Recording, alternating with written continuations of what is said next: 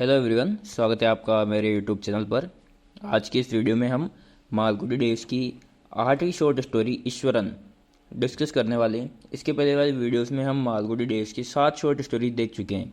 अगर आपने अभी तक वो 7 शॉर्ट स्टोरी नहीं देखी है तो जल्दी मेरे चैनल पर जाएं, और मैंने इस वीडियो के डिस्क्रिप्शन में भी लिंक दिया हुआ है सभी शॉर्ट स्टोरीज़ का, और साथ ही यूट्यूब पर भी एक प्लेलिस्ट बनाई हुई है, तो आप जाकर देख सकते हैं। तो बिना देरी किए आज की जो हमारी 8वीं शॉर्ट स्टोरीज को चालू करते हैं। इस शॉर्ट स्टोरी में एक लड़का रहता है ईश्वरन नाम का, जो कि इंटरमीडिएट का स्टूडेंट है। इंटरमीडिएट मतलब 12th क्लास होती है, आपको इंटरमीडिएट ही ध्यान रखना है। तो ये इंटरमीडिएट का एग्ज़ाम आता है, उस दिन का पूरा पूरा दिन का जो एक्टिविटी रहती है उसकी, वो इस स्टोरी में बताया गया है। दरअसल क्या है कि जो ईश्वरन है वो काफ़ी समय से इंटरमीडिएट एग्ज़ाम को पास नहीं कर पा रहा है। तो हम स्टोरी को शुरू करते हैं। तो ये जून महीने की शाम का दिन था, जब मालगुडी के सारे बच्चे एग्ज़ाम मतलब कि इंटरमीडिएट एग्जामिनेशन की रिजल्ट के लिए बहुत एक्साइटेड थे। लेकिन ईश्वरन बिल्कुल भी एक्साइटेड नहीं था, और उसे चिंता भी नहीं थी बिल्कुल, और वो मस्ती से इधर उधर घूम रहा था। दरअसल जो ईश्वरन था उसकी ख्याति ये थी, लोग उसे ये जानते थे कि ये ना बूढ़ा हो जाएगा, लेकिन ये इंटरमीडिएट क्लास को पास नहीं कर पाएगा। जब उसने अल्बर्ट मिशन कॉलेज में एडमिशन लिया था, कॉलेज का ध्यान नाम याद रखना है, Albert mission college. Albert mission college में जब उसने अपना एडमिशन लिया था, तब वो काफ़ी जवान था और अब वो काफ़ी बूढ़ा हो गया था। जब वो पहली बार फेल हुआ तो उसके माँ बाप ने उसके लिए सहानुभूति जताई। दूसरी बार फेल हुआ तब भी थोड़ी बहुत उसे सहानुभूति दी, लेकिन जब इसके बाद भी वो फेल होने लगा तो लोग उसकी आलोचनाएं करने लगे। और उसके माँ बाप अक्सर कहते उससे कि तुम पढ़ाई बंद करके कोई काम धंधा क्यों नहीं कर लेते। और फिर वो यही कहता कि मुझे एक मौका और दो, बस आखिरी मौका बस। तो ऐसे वो इंटरमीडिएट एग्ज़ाम देता रहता। अब रिजल्ट का दिन था, वो पूरा कस्बा इंतज़ार कर रहा था। बच्चे सड़कों पर घूम रहे थे, कोई सरयू नदी के किनारे बैठा था, कोई सीनेट हाउस के दरवाजे पर खड़ा था। सीनेट हाउस दरअसल वो जगह है जहाँ पर इंटरमीडिएट का रिजल्ट आने वाला था, याद रखना है, सीनेट हाउस। अब जितने लड़कों को चिंता थी उतने उनके माँ बाप को भी चिंता थी, लेकिन ईश्वरन के जो माँ बाप थे वो बिल्कुल निश्चिंत दिखाई दे रहे थे। और पड़ोसियों को अपने बेटों के लिए चिंतित देखकर वो बोले कि ईश्वरन के लिए चिंता की तो बात ही नहीं है, उसका रिजल्ट तो पहले ही पता है। ईश्वरन ये सुनता तो वो बोलता, ये इस दफ़ा मैं ज़रूर पास हो जाऊंगा, मैंने बहुत मेहनत की है। तो उसके पापा कहते हैं कि तुम बहुत आशावादी हो, पहले हर साल भी तुम यही कहते थे। फिर वो कहता है कि लास्ट ईयर मैं केवल लॉजिक में फ़ेल हुआ था, लॉजिक सब्जेक्ट में फ़ेल हुआ था, वो भी बहुत कम नंबरों से। फिर उसके घर वाले कहते कि अगर तुम्हें इतना ही है तो तुम भी वो लड़कियों की तरह चले क्यों नहीं जाते रिजल्ट देखने। फिर वो कहता कि नहीं, मैं नहीं जाऊँगा, रिजल्ट अगर मैं पास हुआ तो रिजल्ट तो घर पे आ जाएगा, मैं पहले भी कहाँ गया था पिछले साल, तब भी तो घर पे पता चल गया था। इसके बाद वो डिसाइड करता है कि अब वो वहाँ पर नहीं रुकेगा, और वह रिजल्ट के दिन मतलब कि वही दिन था रिजल्ट का, तो मैं एक मूवी देखने चला जाऊँगा। तो वो क्या है कि अपनी मम्मी से कहता है कि माँ रात को मेरा इंतज़ार मत करना, और मेरा खाने का इंतज़ाम भी मत करना, मैं होटल में ही कुछ खा पी लूँगा और पहले टाकीज में 2 सिनेमा देखूँगा। ये भी याद रखना है आपको कि वो कौन से टाकीज में गया था सिनेमा देखने के लिए, पहले टाकीज में वो गया था। और जब वह विनायक स्ट्रीट से गुजरा तो उसने देखा कि बहुत लड़के कॉलेज जा रहे हैं। वो पूछने लगा, तुम भी कॉलेज चल रहे हो? फिर इसने कहा, ईश्वरन ने, कि हाँ हाँ जाऊँगा, लेकिन अभी तो एक ज़रूरी काम से जा रहा हूँ। कि उन्होंने पूछा कि कहाँ पर, तो ईश्वरन ने कहा कि पैलेस टाकीज। और ये सुनकर सारे लड़के हंसने लगे कि लगता है तुम्हें अपना नतीजा मालूम है। फिर वो कहता है कि हाँ हाँ हो गया मेरे पास, तभी तो सिनेमा देखने जा रहा हूँ। फिर वो उससे पूछता है कि तुम्हारा रोल नंबर क्या है, और ईश्वरन अपने मन में आता है वही रोल नंबर बता देता है और वहाँ से चला जाता है। फिर उसके बाद वो सिनेमा में चला जाता है जिसका नाम था पैलेस टाकीज, और वहाँ पर वो 4 आने का टिकट लेता है, और 4 आने का टिकट लेकर के एक कॉर्नर वाली सीट में बैठ जाता है। और वहाँ देखता है कि कोई भी स्टूडेंट यानी कोई भी लड़का उस हॉल में नहीं है, बाकी अदर लोग बैठे हैं लेकिन कोई भी स्टूडेंट उसमें नहीं है। सारे स्टूडेंट जो सीनियर हाउस है उसके बाहर इंतज़ार कर रहे थे रिजल्ट का। लेकिन ईश्वरन यहाँ पर मूवी देख रहा था, वह अकेला ही था, एक अकेला स्टूडेंट था जो यहाँ पर था। जल्दी ही सारी लाइटें बंद हुई और शो स्टार्ट हुआ। ये एक तमिल फिल्म थी, एक तमिल फिल्म थी। जैसे ही मूवी चली तो इसमें उस स्वर्ग के दृश्य दिखाई देने लगे, और मतलब इतनी अच्छी थी फिल्म कि वो सारी परेशानियाँ भूल गया, वो रिजल्ट के बारे में सब कुछ भूल गया, उसको कुछ याद ही नहीं रहा। फिर क्या है कि उसमें थोड़ी देर बाद एक हीरोइन स्वर्ग में से एक पेड़ की डाल पर बैठी है और एक गाना गा रही है, और ये गाना आधे घंटे तक चलता है। अब वो आधे घंटे तक चलता है तो इससे वो ईश्वरन परेशान होने लग जाता है, और परेशान होकर वापस ही उसके मन में वही रिजल्ट की टेंशन आ जाती है।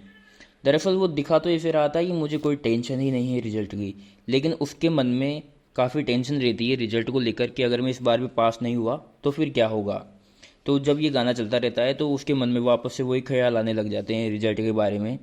और फिर वापस से जब गाना ख़त्म होता है तो फिर उसी मूवी में खो जाता है, सिनेमा में खो जाता है, और सारी वापस से उसके बाद वो बातें भूल जाता है। कुछ टाइम बाद वो शो ख़त्म हुआ, रात के 10 बजे शो ख़त्म हुआ। अब जो सीने था वो था थिएटर, तो थिएटर के बाहर काफ़ी सारे लोग गेट पर इंतज़ार कर रहे थे अगले शो के लिए। तो वहाँ से ईश्वरन निकला और आनंद भवन गया। आनंद भवन एक रेस्टोरेंट था, नाम याद रखना है, रेस्टोरेंट का नाम क्या था, आनंद भवन, और टाकीज का नाम पैलेस टाकीज। तो एक रेस्टोरेंट में गया जो कि पैलेस टाकीज के अपोजिट साइड में था, और यहाँ का जो मालिक था वो एक बॉम्बे का आदमी था, यानी कि बम्बई का आदमी था, और जो ईश्वरन को अच्छी तरीके से जानता था। तो उसने कहा कि ईश्वर साहब, आज तो रिजल्ट का दिन है, आपका क्या हुआ। फिर वो उसे कहता है कि मैंने एग्ज़ाम ही नहीं दिया इस साल। फिर वो कहता है कि जहाँ तक मुझे याद है कि आपने फ़ीस तो भरी थी।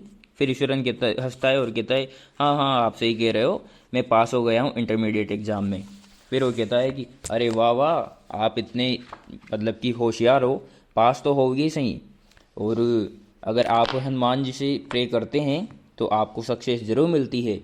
फिर वो पूछता है कि अब आगे क्या करने वाले हो। तो ईश्वरन कहता है कि अब क्या, हाई आगे की क्लास में जाऊंगा, हायर क्लास में जाऊंगा। और वो अपने लिए कॉफ़ी और कुछ खाने के लिए मंगाता है, और इसके बाद वो बिल पे करता है, वहाँ से चला जाता है। फिर वो जो होटल का मालिक था वो कहता है कि जब आप है ना अपनी इस सक्सेस की, यानी कि जो पास हुए हो, इसकी पार्टी दें तो मुझे मत भूलना। फिर इसके बाद वापस से उसके मन में वही टेंशन हो जाती है, और ईश्वरन वापस से एक और टिकट लेता है और वापस से पिक्चर देखने चला जाता है। अब वो देखता है कि वहाँ पर पैलेस टाकीज में और भी स्टूडेंट बैठे हुए हैं। जब वो वापस शो देखने जाता है तो वही शो वापस से चलता है, वही मूवी वापस से चलती है। तो फिर उसमें आधे घंटे का जो आती है एक स्वर्ग से देवी और गाना गाती है, तो फिर वापस उसका मन टेंशन से हो जाता है और वो आसपास देखता है तो उसमें बहुत से स्टूडेंट बैठे हुए हैं टोलियाँ बना करके। वो पहचान जाता है कि ये तो अपने ही क्लास के स्टूडेंट हैं, और कि शायद ये एग्ज़ाम में पास हो गए हैं, तभी तो यहाँ पर टाकीज में आए हैं सिनेमा देखने। लगभग 50 के लगभग बच्चे थे जो कि सेलिब्रेशन करने के लिए वहाँ पर आए थे। अब वो सोचता है कि अगर मैं यहाँ पर रुका और जैसे ही शो ख़त्म होगा तो रोशनियाँ जलेगी और ये मुझे देखकर हंसेंगे, क्योंकि शायद मैं तो पास हुआ नहीं। अभी तक उसने अपना रिजल्ट नहीं देखा है और वो देखना भी नहीं चाहता है। इसके बाद क्या है कि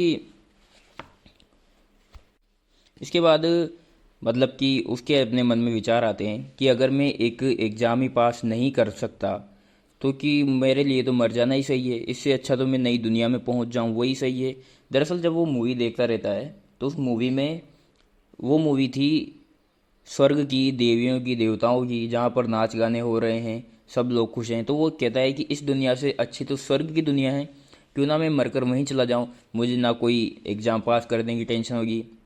वो ऐसा मन में सोचने लग जाता है और सोचता है कि इससे अच्छा तो मैं अपने मतलब कि ज़िंदगी को ही ख़त्म कर दूं।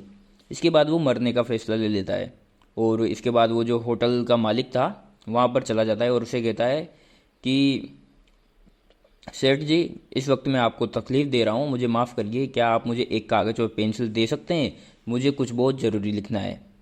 ये होटल के मालिक से मांगता है वो। फिर बहुत देर, वो कहता है कि बहुत देर हो गई, और मालिक मेज पर से उठा करके एक कागज और पेंसिल का टुकड़ा उसे दे देता है। ईश्वरन ने अपने पिता के लिए उस पर एक संदेश लिखा और कागज को सावधानी से मोड़कर अपने कोट के भीतर की जेब में रख लिया।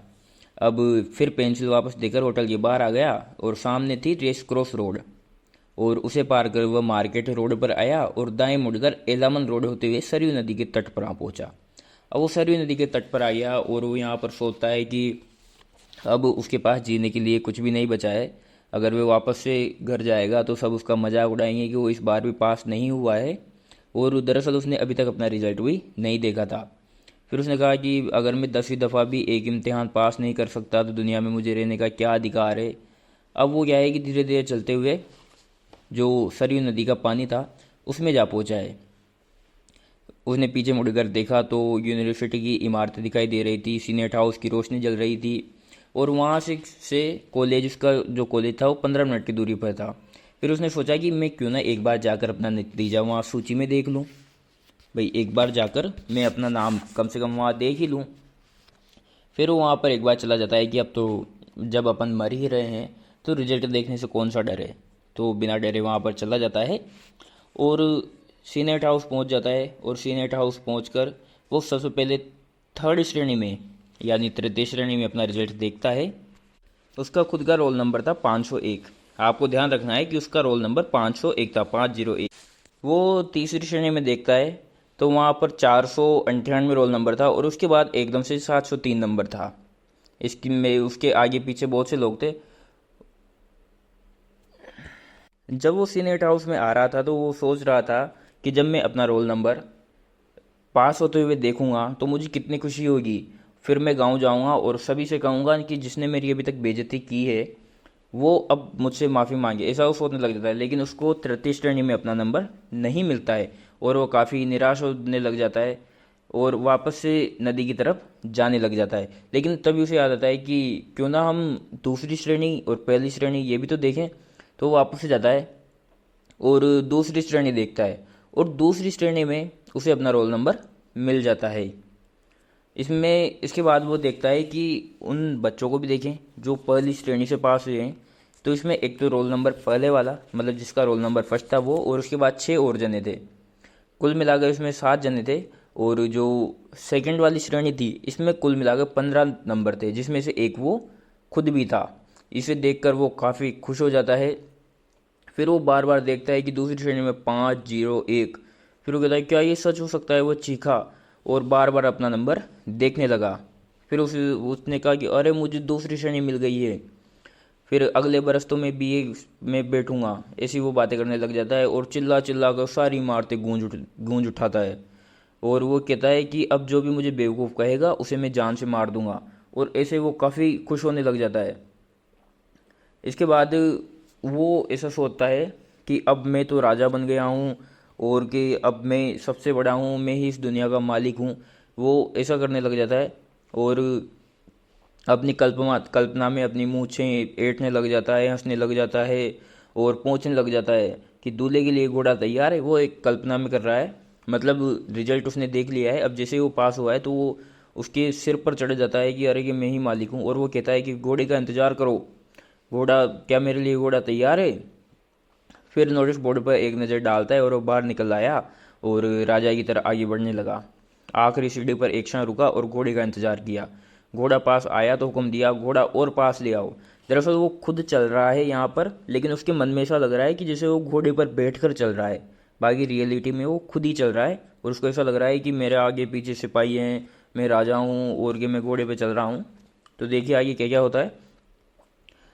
और सुनते ही घोड़ा पास आ गया। उसने उस पर सवार होने का भाव दिखाया और उसको चाबुक लगाई।